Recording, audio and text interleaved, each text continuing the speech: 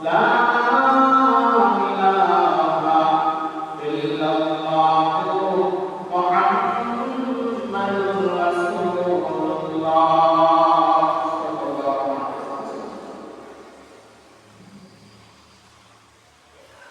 আলহামদুলিল্লাহ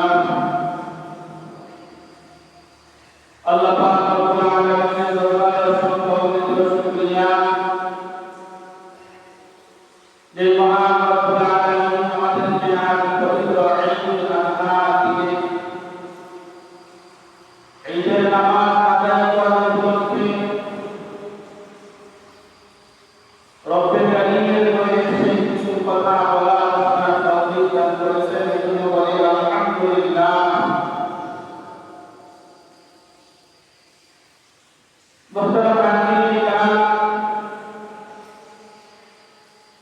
মুসলমানদের বাৎসরিক দুটি উৎসব রয়েছে।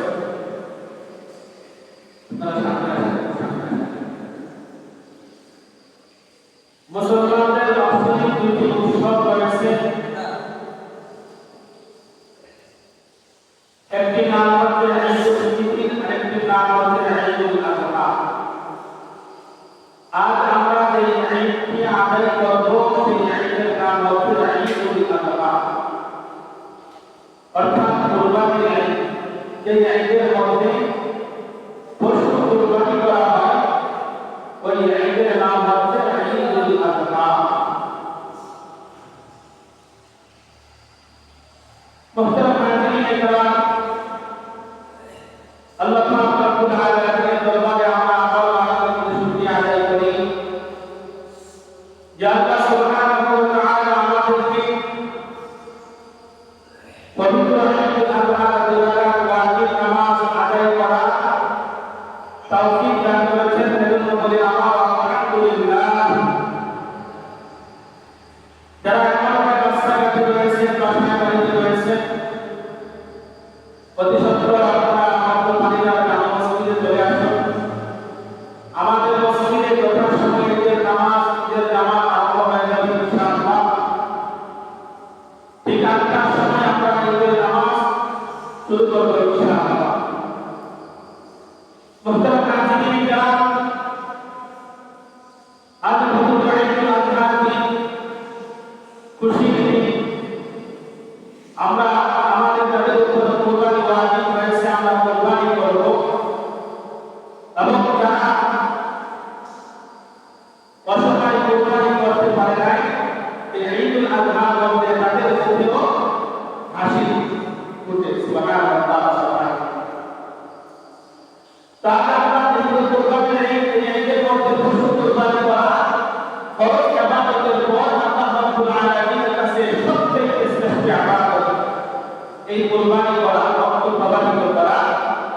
আজ আমরা কুরবানির ঈদের নামাজের পূর্বে সেই কুরবানি গুরুত্ব ও ফজিলত সম্পর্কে কিছু আলোচনা শুরু ইনশাআল্লাহ।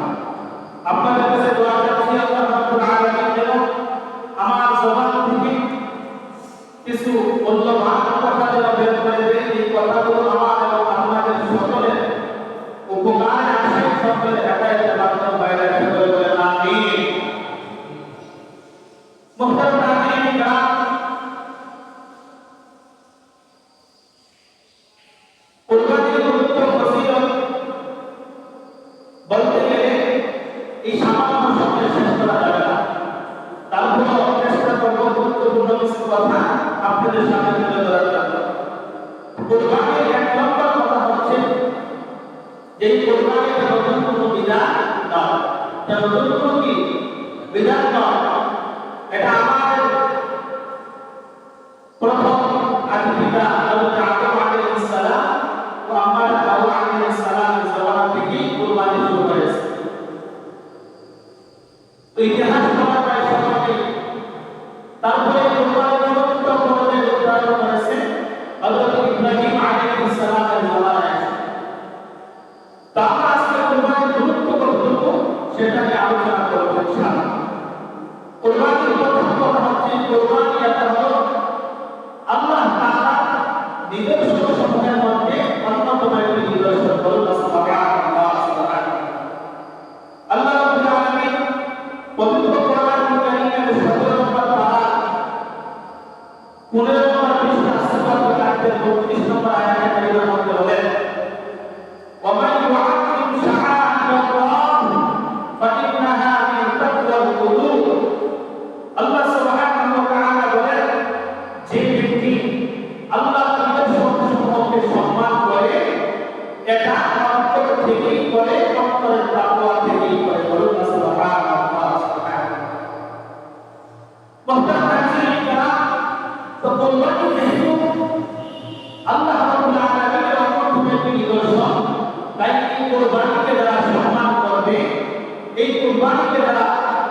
সম্মানের সাথে কোরবানি করবে, এটা অন্তরের তাকওয়া থেকে করবে, অন্তরের ভয় থেকে করবে। বলুন সুবহানাল্লাহ, সুবহানাল্লাহ।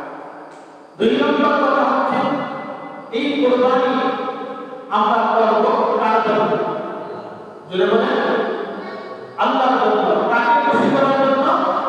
আল্লাহকে খুশি করার জন্য। কার নৈকট্য হাসিল করার জন্য? আল্লাহ তাআলার নৈকট্য হাসিল করার জন্য। যে আমরা কোরবানি করব আল্লাহ তাআলার জন্য, আল্লাহকে খুশি করার জন্য, আমার নৈকট্য হাসিল করার জন্য। এই ব্যাপারে আমরা কোরআন কারীমের ৮ নম্বর পারা ৯ নম্বর পৃষ্ঠা সূরাতুল আনআমের ১৬২ নম্বর আয়াতে আল্লাহ বলেন, قل إن صلاتي ونسكي ومحياي ومماتي لله رب العالمين। আল্লাহ বলেন, নবী আপনি বলুন আমার নামাজ আমার কোরবানি, নবী আপনি বলুন আমার নামাজ আমার কোরবানি, আমার জীবন আমার সব কিছু হবে লিল্লাহি রাব্বিল আলামিন।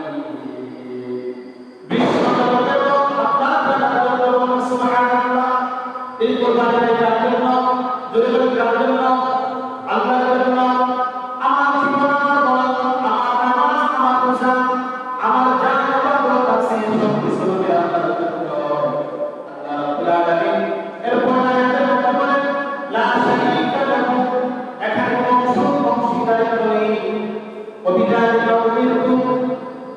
এই ব্যাপারে আমাকে আদেশ করা হয়েছে, আপনারা কাজে রাম এদের আমরা কুরবানি করবেন আল্লাহর জন্য, আপনাকে খুশি করার জন্য।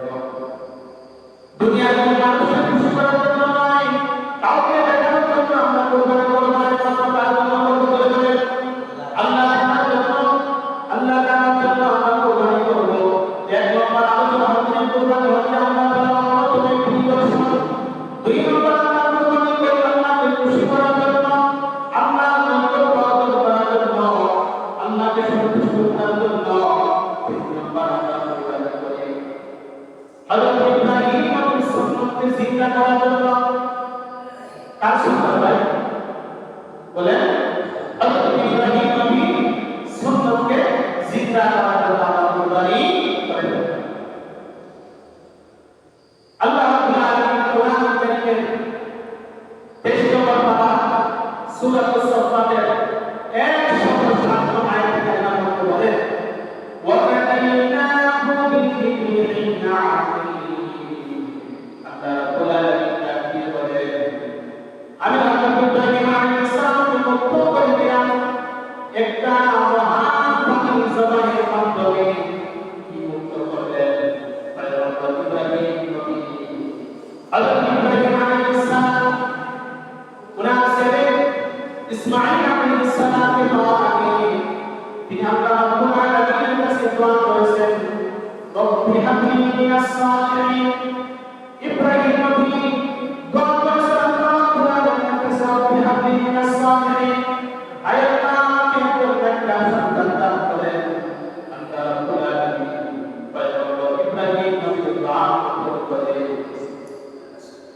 পয়গম্বর ইব্রাহিম নবীর দোয়া কবুল করে ইব্রাহিম নবীকে একজন সহনশীল ও দায়িত্বশীল সন্তানের সুসন্তান দিলেন। সুবহানাল্লাহ। আল্লাহ রাব্বুল আলামিন বলেন, ফাবাশশারনাহু বিগুলামিন হালিম। আমি আমার খলিল ইব্রাহিমের দোয়া কবুল করে আমি তাকে একজন সহনশীল ও দায়িত্বশীল সন্তানের সুসন্তান দিলাম। সুবহানাল্লাহ। দেখেন পয়গম্বর ইব্রাহিম নবী এত কঠিন কঠিন পরীক্ষা নিয়েছেন, কিন্তু পয়গম্বর ইব্রাহিম আলাইহিস সালাম প্রতিটা পরীক্ষার মধ্যে সফলতার সাথে উত্তীর্ণ হয়েছে। সুবহানাল্লাহ, সুবহানাল্লাহ।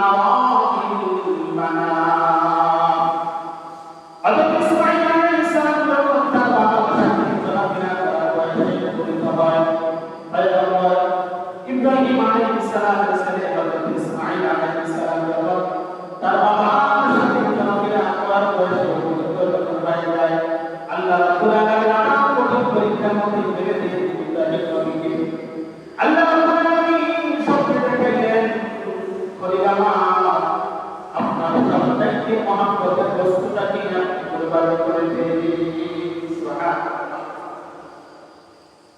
পয়গম্বর ইব্রাহিম লম্বা করে আলোচনাটা শুনতে পয়গম্বর ইব্রাহিম চিন্তা করলেন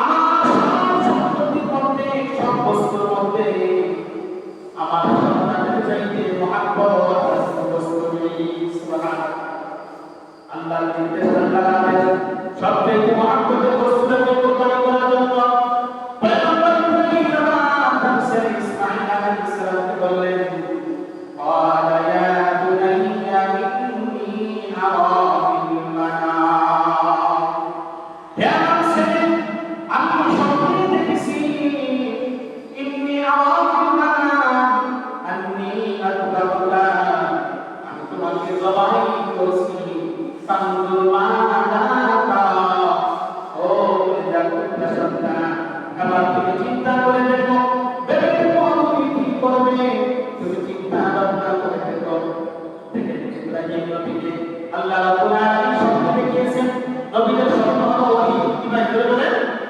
নবীদের স্বপ্ন হলো ওহী পয়গম্বর ইব্রাহিম আলাইহিস সালামকে স্বপ্নে দেখার পর কেন সন্তানের কাছে অভিবর্তাইলের কথা বলছিলেন মতামত চাওয়ার কারণ হচ্ছে বাবা দেখতে চাই তার সন্তান আল্লাহর রাস্তায় কুরবানি হবে কতটা প্রস্তুত আল্লাহ সুবহানাল্লাহ সন্তান আল্লাহর রাস্তায় কুরবানি হবে কতটা প্রস্তুত আল্লাহর আইন বাস্তবায়ন করতে কতটা প্রস্তুত আছে এই জন্য পয়গম্বর ইব্রাহিম নবী তার ছেলেকে মতামত জানতে চাইলেন ফানজুর মাযা তারা বাবা চিন্তা করে দেখো তুমি কি করবে তোমার মতামত কি যেমন বাবা যেমন বেটা বাবা বেটা যেমন বাবা যেমন সন্তান সন্তান জবাব দিলেন قال يا أبت افعل ما تؤمر ستجدني إن شاء الله من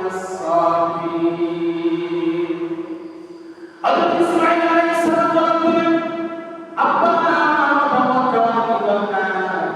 আমার মতামত প্রয়োজন নাই বাবা আপনাকে যে আদেশ করা হয়েছে আপনি সেই আদেশ সত্যি বাস্তবায়ন করুন আপনার সেই আদেশ আপনি বাস্তবায়ন করুন বাবা আল্লাহ যদি চান আমাকে আপনি মুসলিমদের মধ্যে রাখবেন না আল্লাহ যদি চান আমাকে আপনি সাতাজিদুনি ইনশাআল্লাহু মিনাস সাবিরিন দোষীদের অন্তর্ভুক্ত হয়ে যাবেন সুবহানাল্লাহ সুবহানাল্লাহ দেখেন জবাই করার সময় মানুষ ছোটাছুটি করতে পারে আপনার বলাইতে পারে বিশৃঙ্খল করতে পারে কিন্তু বাবাকে আল্লাহর আইন বাস্তবায়ন করার জন্য বাবাকে কতটা উৎসাহিত করেছে হযরত ইসমাঈল আলাইহিস সালাম যে বাবা আপনি চিন্তা করবেন না আমাকে বিশৃঙ্খলদের মধ্যে পাইবেন না আমাকে আপনি আল্লাহ যদি চান দোষীদের অন্তর্ভুক্ত আমাকে পেয়ে দেবেন সুবহানাল্লাহ আল্লাহ রাব্বুল আলামিন বলেন ফালাম্মা আসলামা ওয়া তাল্লাহু লিল-জাবিন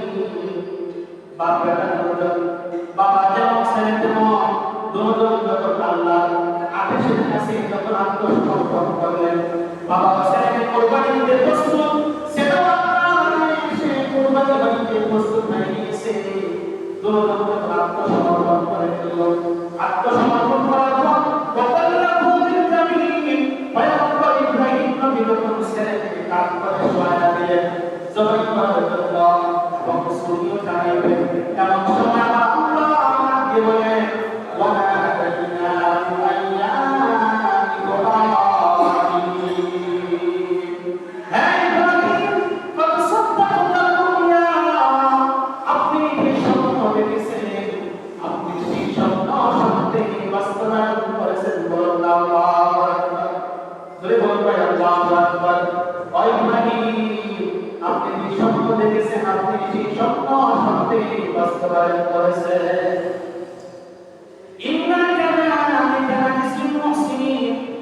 এইভাবেই নেককারদের পরীক্ষা নিয়ে থাকি, নেককারদের পরীক্ষা নিয়ে থাকি। এজন্য ভাই দেখবেন নেককার বান্দা যারা তারা তাদেরকে আল্লাহ বিভিন্ন সময় বিভিন্ন স্বরূপে কঠিন মুসিবত দিয়ে তাদেরকে সামনে পরীক্ষা আল্লাহ পরীক্ষা নিয়ে থাকেন।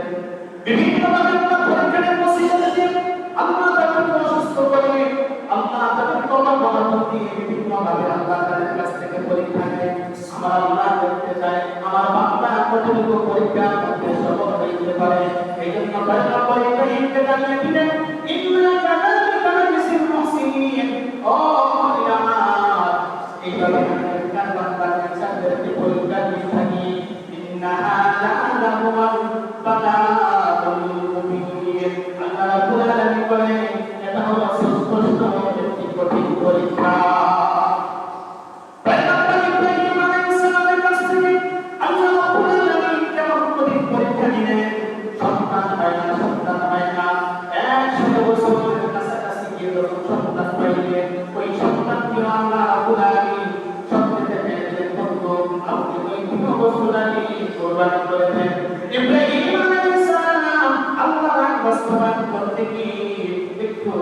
করলেন না, একটু ইসলামাইলেন না, আল্লাহ দিবানি স্বপ্ন দেখিয়ে দিয়েছে কোনো বস্তু লাগে কুরবানি করার সাথে সাথে পয়গম্বর ইব্রাহিম আলাইহিস সালাম সন্তানকে সহায়তা দিলেন এবং সুরি চালাইবেন। কেমন সময় আল্লাহ জানতে বলেন, বন্ধু আপনি যে স্বপ্ন দেখেছেন সেই স্বপ্ন আপনি সত্যি বাস্তবায়ন করেছেন।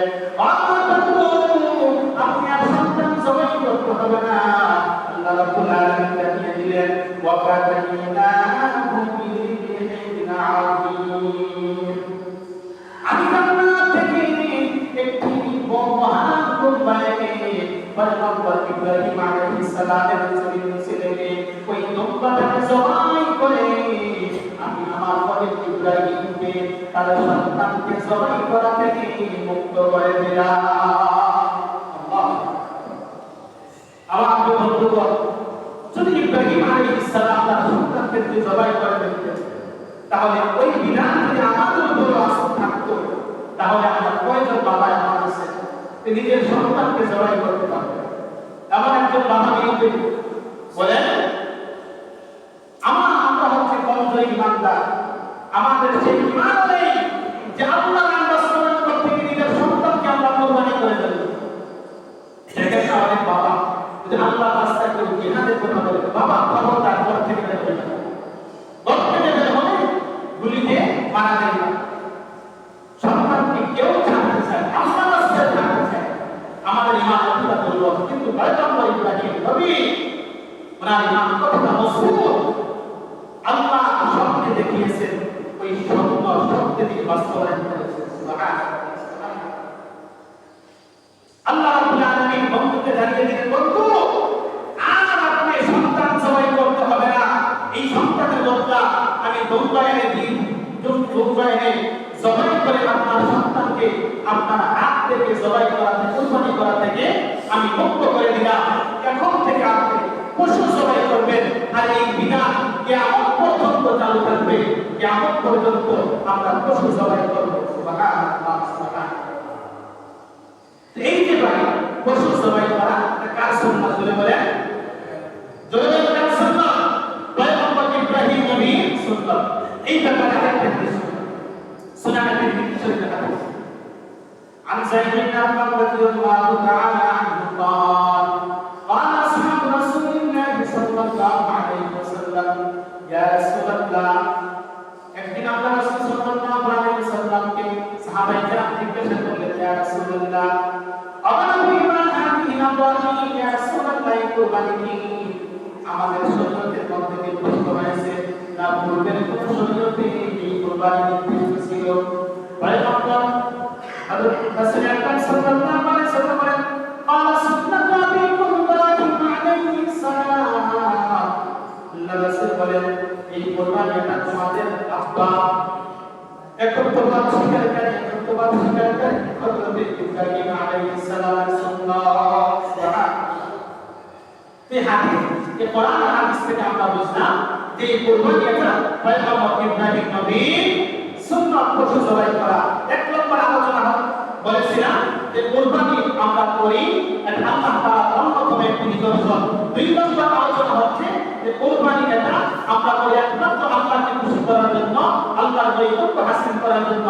3 নম্বর আলোচনা হচ্ছে যে আমরা এই কুরবানি যে করি, এই কুরবানি পয়গম্বর ইব্রাহিম নবীর সুন্নতকে জিন্দা করার জন্য।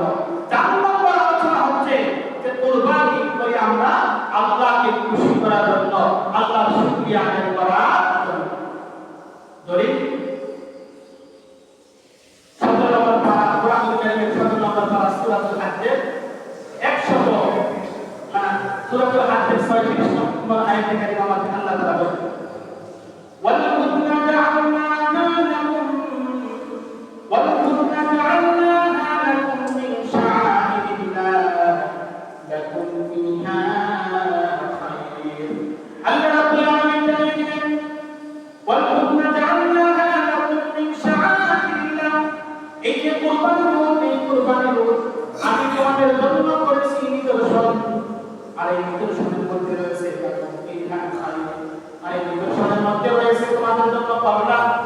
ফাদকুরুসমাল্লাহি আলাইহা সাওয়াফা, আল্লাহ রাব্বুল আলামিন বলেন সারিবদ্ধভাবে দাঁড়িয়ে থাকার চাইনা সেই উটগুলোর উপর তোমরা আল্লাহর নাম ছাড়াও, অর্থাৎ আল্লাহর নামে কষ্ট চালাও। ফাইদা ওয়াজাবাত যুনুবুহা, যখন জবাই করার পর সেই উটগুলো যখন কাঠ হয়ে পড়ে যাবে, তাদের প্রাণগুলো যখন বের হয়ে যাবে, ফাকুলু মিনহা, তোমরা তখন তা থেকে খাও। ওয়াআতিউল কাফিআ, আর যারা মানুষের কাছে চায় না, অভাবী, তাদেরকেও তোমরা খাওয়াও। ওয়াল মু'তাদ, আর যারা মানুষের কাছে চায় তাদেরকেও তোমরা খাওয়াও। সুবহানাল্লাহ। এই আয়াত থেকে বোঝা যায় যে কুরবানি আল্লাহ তাআলা আমাদের জন্য উটকে নিদর্শন করেছেন, আর এই নিদর্শনের মধ্যে আমাদের জন্য রয়েছে কি ভাই? কল্যাণ। আমাদের জন্য এই কুরবানির মধ্যে রয়েছে কল্যাণ। আল্লাহ রাব্বুল আলামিন বলেন তোমরা নিজে খাও, যখন উটগুলো কাঠ হয়ে পড়ে যাবে, তাদের প্রাণগুলো যখন বের হয়ে যাবে, তখন ফাকুলু মিনহা, তোমরা তা থেকে খাও। ওয়াআতিউল কানিয়া, যারা মানুষের কাছে চায় না, অভাবী মানুষ দেখবেন ঘরে বসে থাকে, মানুষের দ্বারে দ্বারে যায় না, তাদেরকে খুঁজে খুঁজে তোমরা খাও। তাদেরকে কি ভাই? আর খুঁজে খুঁজে তোমরা তাদেরকে খাওয়া। ওয়াল মু'তাদ, আর যারা মানুষের কাছে চায় তাদেরকে তোমরা খাও। আল্লাহ রাব্বুল আলামিন বলেন কাযালিকা সাখখারনাহা লাকুম লাআল্লাকুম তাশকুরুন, আমি কুরবানির পশুগুলোকে তোমাদের জন্য অনুগামী বানিয়ে দিলাম। এই কুরবানির পশুগুলোকে কুরবানিটাকে মেনে নিয়েছে, এটা আল্লাহ তোমাদের জন্য অনুগামী বানিয়ে দিলাম, যাতে করে লাআল্লাকুম তাশকুরুন, তোমরা আল্লাহর শুকরিয়া আদায় করতে পারো। সুবহানাল্লাহ। তো 4 নম্বর আলোচনা শুনলাম আমরা যে কুরবানি করি আমরা কার জন্য? আল্লাহর শুকরিয়া আদায় করার জন্য। 1 নম্বর আল্লাহর নিদর্শন, 2 নম্বর আমরা কুরবানি করে আল্লাহর নৈকট্য হাসিল করার জন্য, 3 নম্বরে আমরা কুরবানি করি পয়গম্বর ইব্রাহিম নবীর সুন্নতকে জিন্দা করার জন্য, 4 নম্বরে আমরা কুরবানি করে থাকি আল্লাহর শুকরিয়া আদায় করার জন্য, 5 নম্বরে আমরা কুরবানি করি এটা গুরুত্বপূর্ণ ইবাদত করার জন্য। এই ব্যাপারে সুনানে তিরমিজি শরীফের হাদিস শুনুন। আকামা রাসূলুল্লাহ সাল্লাল্লাহু আলাইহি ওয়াসাল্লাম বিল মাদিনাতি 10 সিনিনা লিবাহিম, আল্লাহ রাসূল সাল্লাল্লাহু আলাইহি ওয়াসাল্লাম মদিনায় 10 বছর অবস্থান করেছেন। 10 বছর ছিলেন, প্রত্যেক বছর আল্লাহ রাসূল কুরবানি করেছেন। সুবহানাল্লাহ। তাহলে এই কুরবানির গুরুত্ব থাকার কারণে কোন বছর আল্লাহ রাসূলের কুরবানি করা বাদ দেন নাই, প্রত্যেক বছর আল্লাহ রাসূল কুরবানি করেছেন। তাই এই কুরবানির এই ইবাদতটা গুরুত্বপূর্ণ কিনা বলে বাস্তববার আমাদের আলোচনা হচ্ছে যে কুরবানি এটা গুরুত্বপূর্ণ ইবাদত হওয়ার কারণে আমরা কুরবানি করে থাকি। 6 নম্বর আলোচনা হচ্ছে কুরবানির ফজিলত। 6 নম্বর আলোচনা কুরবানির ফজিলত। দেখেন আজকের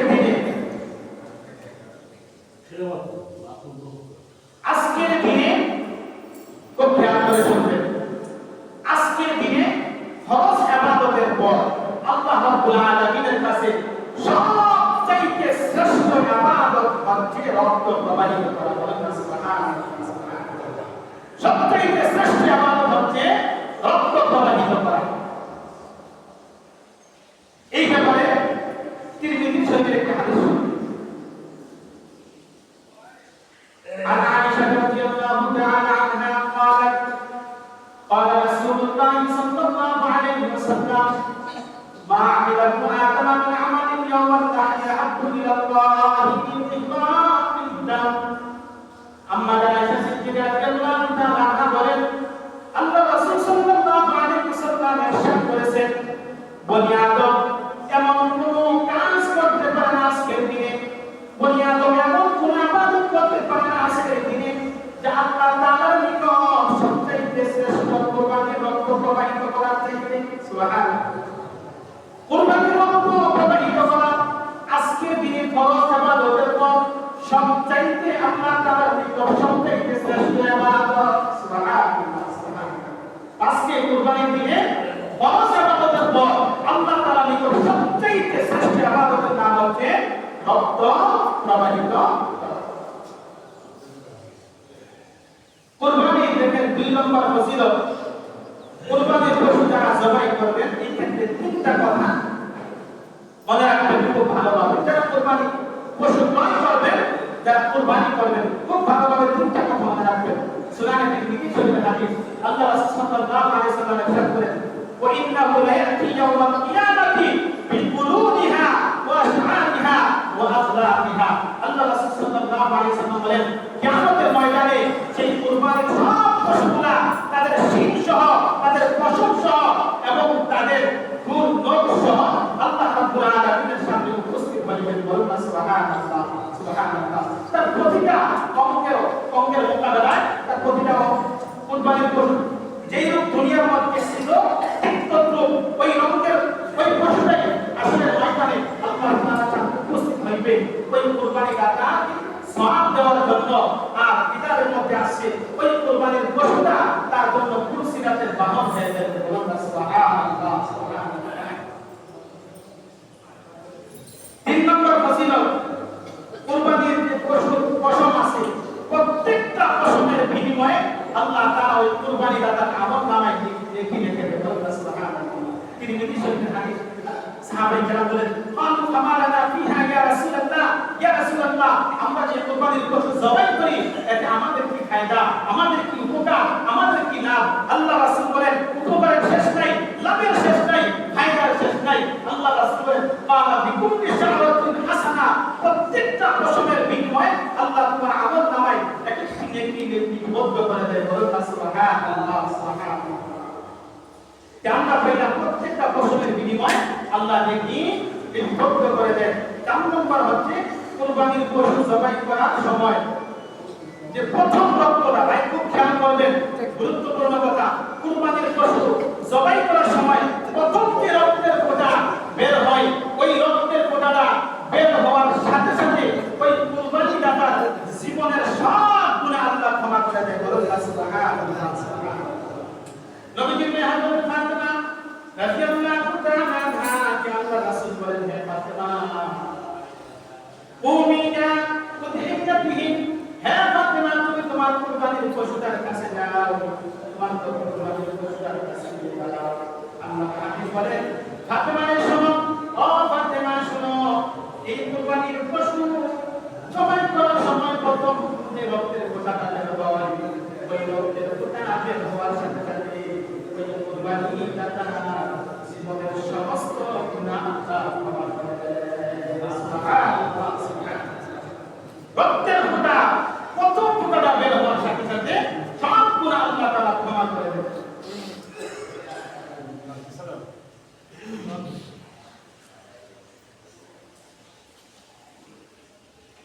দেখেন আপনার 5 নম্বর আলোচনা হচ্ছে কুরবানির প্রাণীর প্রত্যেকটা রক্তের বিনিময়ে সওয়াব পাওয়া যায়। আগে হাদিস আমরা শুনছি যে প্রত্যেকটা পশমের বিনিময়ে আল্লাহ সওয়াব দান করেন, আর এখন শুনুন কুরবানির পশুর প্রত্যেকটা রক্তের ফোঁটায় ফোঁটায় আল্লাহ বান্দার আমলনামায় সওয়াব লিখে দেন। আল্লাহ রাসূল সাল্লাল্লাহু আলাইহি ওয়াসাল্লাম বলেন বিকুল্লি কাতরাতিন মিন দামিন হাসানা, কুরবানির প্রত্যেকটা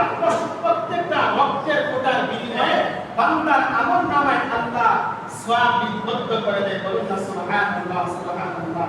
6 নম্বর কুরবানির ফজিলত হচ্ছে কোন ব্যক্তি যদি সন্তুষ্ট চিত্তে কুরবানি আদায় করে, কোন ব্যক্তি যদি সন্তুষ্ট চিত্তে কুরবানি আদায় করে, তাহলে ওই বান্দা আর জাহান্নামের মধ্যে ওই কুরবানির পশুটা দান হিসাবে দাঁড়িয়ে যায়। বলুন না সুবহানাল্লাহ। দেখেন আমরা আগে হাদিস শুনেছি যে রমজানের রোজা জাহান্নামের দান স্বরূপ হয়ে যায় বান্দার জন্য। এখন আরেকটি হাদিস শুনুন। আল্লাহ রাসূল সাল্লাল্লাহু আলাইহি ওয়াসাল্লাম বলেন, মান দাহা তাকিবাতান বিহা নাফসুহু, যে ব্যক্তি কোন ব্যক্তি যদি সন্তুষ্ট চিত্তে কুরবানির পশু জবাই করে, মুহতাসিবান লিউদহিয়াতিহি, আর ওই পশু জবাই করার সময় আল্লাহ তাআলার কাছে ওই পশুর মাধ্যমে সওয়াবের আশা রাখে, আল্লাহ রাসূল সাল্লাল্লাহু আলাইহি ওয়াসাল্লাম বলেন, মান কানা ইয়ারজু মিন হিজাবিন নার, আল্লাহ রাসূল সাল্লাল্লাহু আলাইহি ওয়াসাল্লাম বলেন, ওই বান্দা আর জাহান্নামের মধ্যখানে ওই পশুটা দান হিসাবে দাঁড়িয়ে যায়। বলুন না সুবহানাল্লাহ সুবহানাল্লাহ। অর্থাৎ ওই বান্দাকে জাহান্নাম থেকে বাঁচানোর জন্য ওই পশুটা দান হিসাবে দাঁড়িয়ে যায়। সুবহানাল্লাহ সুবহানাল্লাহ। কতটা গুরুত্বপূর্ণ। প্রতিটা পশুর বিনিময়ে আল্লাহ সওয়াব দান করেন, প্রতিটা রক্তের ফোঁটার বিনিময়ে আল্লাহ তাআলা সওয়াব দান করেন। আর কুরবানির পশু বান্দাকে জাহান্নাম থেকে বাঁচানোর জন্য দান স্বরূপ হয়ে যায়। বলুন না সুবহানাল্লাহ সুবহানাল্লাহ। 7 নম্বর কুরবানির পশু উত্তম পদ্ধতিতে জবাই করা খুবই গুরুত্বপূর্ণ একটি কথা। আল্লাহ রাসূল সাল্লাল্লাহু আলাইহি ওয়াসাল্লাম বলেন, ইন্নাল্লাহা কাতাবাল ইহসানা আলা কুল্লি শাইইন, আল্লাহ রাব্বুল আলামিন প্রত্যেকটা বস্তুর উপর দয়া করাকে অবধারিত করে দিয়েছেন। ফাইদা কাতালতুম ফাহসিনুল কিতলা, যখন তোমরা কাউকে হত্যা করবা তখন তাকে ভালোভাবে হত্যা করবা। অর্থাৎ অনেকের ফাঁসির রায় হয়, বিভিন্ন সময় মৃত্যুদণ্ড হয়, যাতে করে তাকে কষ্ট না দিয়ে যত তাড়াতাড়ি করো তাকে ভালোভাবে তোমরা হত্যা করো। এরপর আল্লাহ রাসূল বলেন, ওইজা যাবাহতুম ফাহসিনুজ যিবহা, যখন তোমরা কোনো পশু জবাই করবা তখন উত্তম রূপে তাকে জবাই করবা।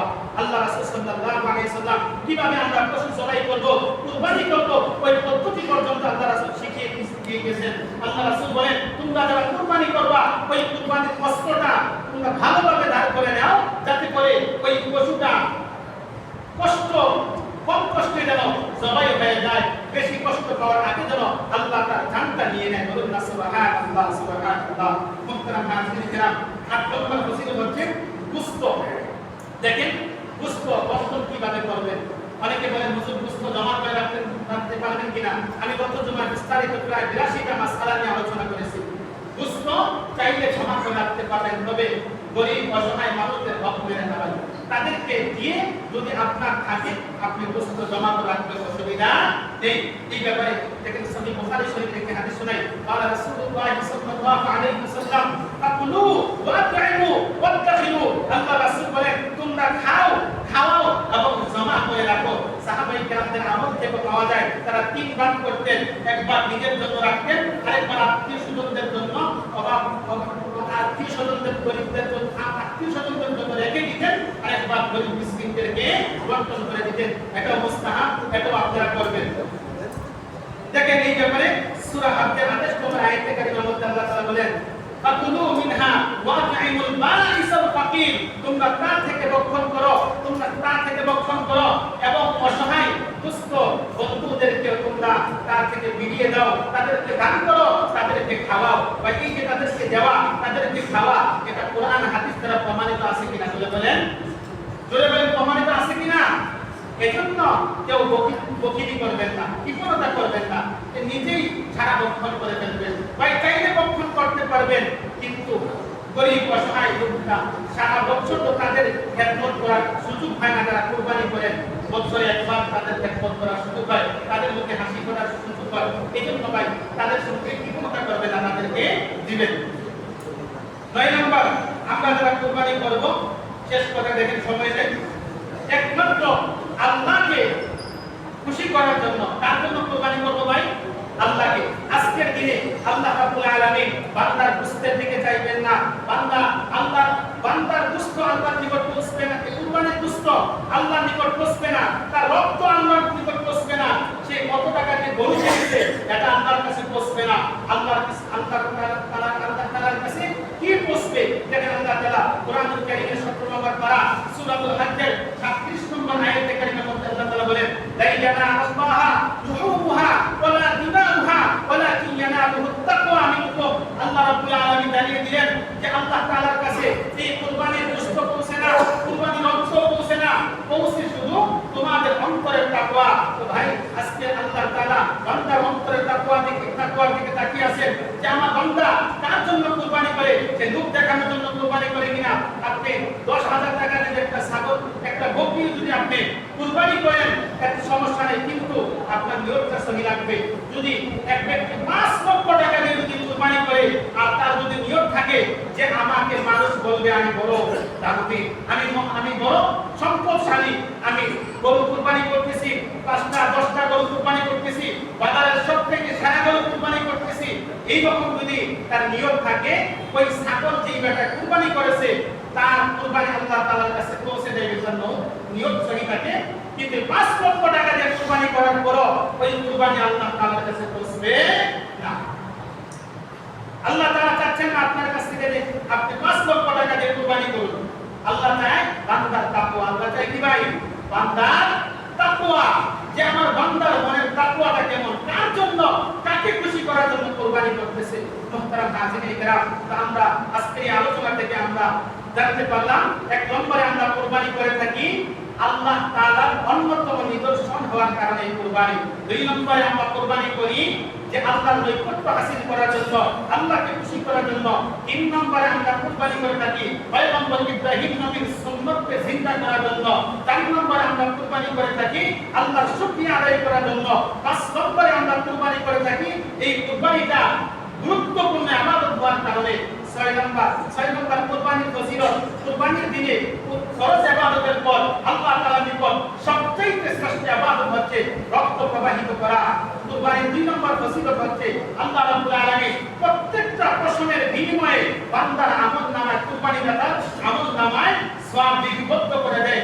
3 নম্বর ফজিলত হচ্ছে কুরবানির পশুর রক্তের ফোঁটা প্রথম ফোঁটা বের হওয়ার সাথে সাথে বান্দার জীবনের সব গুনাহ আল্লাহ ক্ষমা করে দেয়। 4 নম্বর ফজিলত হচ্ছে কুরবানির পশুর প্রত্যেকটা রক্তের ফোঁটায় ফোঁটায় আল্লাহ কুরবানিদাতার আমলনামায় সওয়াব লিপিবদ্ধ করে দেয়। 5 নম্বর ফজিলত হচ্ছে যে কুরবানি যারা করে ওই কুরবানিদাতা আর জাহান্নামের মধ্যখানে ওই কুরবানির পশুটা এই বান্দাকে বাঁচানোর জন্য ঢাল স্বরূপ হয়ে দাঁড়িয়ে যায়। মুহতারাম হাজিরিন কিরাম, অনেক ফজিলতের কথা আমি বলেছি, তাই হোক অনেক সময় নেই, আমরা নির্দিষ্ট সময়ে নামাজ আরম্ভ করব। নামাজ আরম্ভ হওয়ার আগে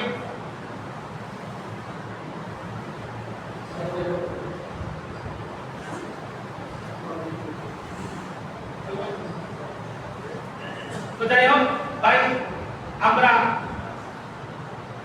বৎসরে যেহেতু 2 বার আমরা ঈদের নামাজ পড়ি, ঈদের নামাজ আমরা আদায় করি, অনেকে আমরা ভুলে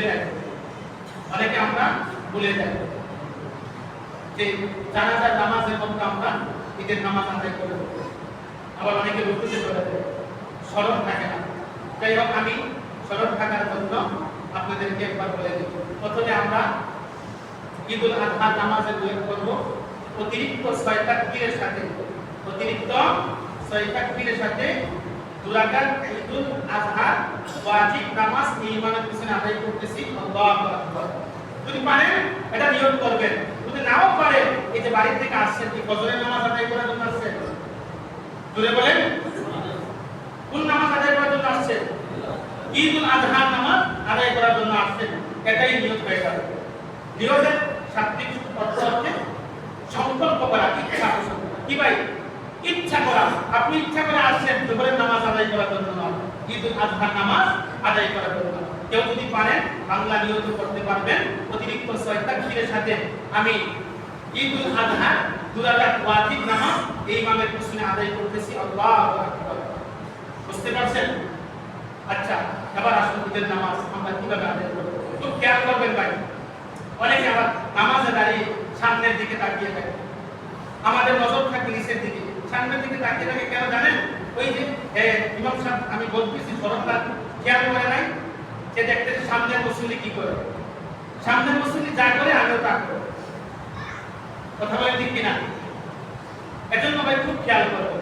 প্রথমে আমরা নিয়ত করার পর তাকবীরে তাহরিমা বলবো, তাকবীরে তাহরিমা বলবো।